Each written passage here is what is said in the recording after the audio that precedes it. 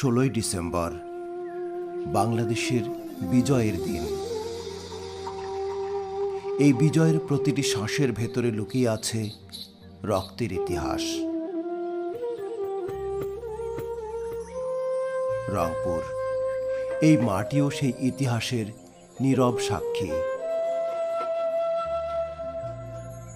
আজ যে রংপুরে আমরা স্বাভাবিক জীবনযাপন করি, এই শান্ত বাতাস, এই হাসি, সব কিছুর পেছনে আছে এমন কিছু মানুষ যারা আর কখনোই ঘরে ফেরেনি।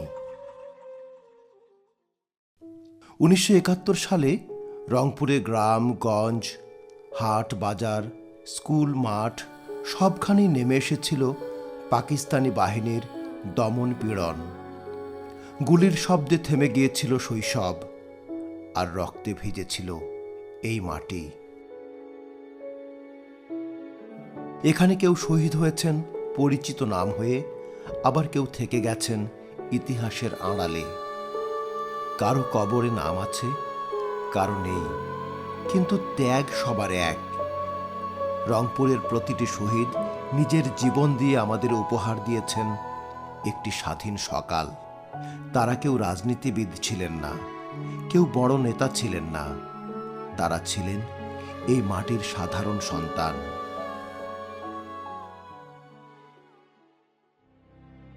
16ই ডিসেম্বর শুধু বিজয়ের দিন নয়, এটা অঙ্গীকারের দিন।